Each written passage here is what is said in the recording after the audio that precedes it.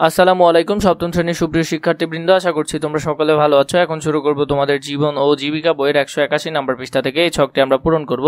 মূল ভিডিওতে যাওয়ার আগে আপনাদের সকলের কাছে অনুরোধ থাকবে আমাদের যে আরো অন্যান্য চ্যানেলগুলো রয়েছে ওই চ্যানেলগুলোকে সাবস্ক্রাইব করে দেওয়া।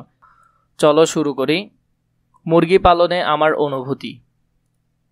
মুরগি পালনে আমার খুব ভালো লেগেছে। যেই সব কারণে মুরগি পালন আমার ভালো লেগেছে: পড়াশোনার পাশাপাশি মুরগি পালন করা যায়, এতে পড়াশোনার ক্ষতি হয় না। খামার করে ঘরে বসে স্বল্প পুঁজি খাটিয়ে অধিক লাভবান হওয়া যায়। মুরগির ডিম ও মুরগি পাড়া প্রতিবেশীর কাছে খুব সহজে বিক্রি করা যায়। পারিবারিক পুষ্টির চাহিদা পূরণ করা যায়। প্রাণীজ আমিষের চাহিদা পূরণ করা যায়। মুরগির খামারের অল্প পরিমাণে জায়গা লাগে।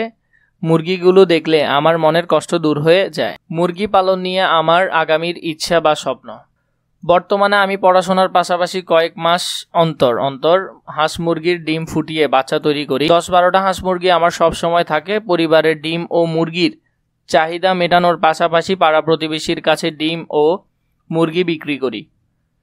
আমার আগামী দিনের স্বপ্ন হলো বড় হয়ে আমি বাণিজ্যিক ভিত্তিতে হাঁস মুরগির খামার তৈরি করব এবং বড় বড় সুপার শপে সেই হাঁস মুরগি সরবরাহ করব। উপার্জিত লাভ্যাংশ বিনিয়োগ করে বড় আকারে হাঁস মুরগির খামার দিয়ে বেকার লোকেদের কর্মসংস্থানের ব্যবস্থা করব।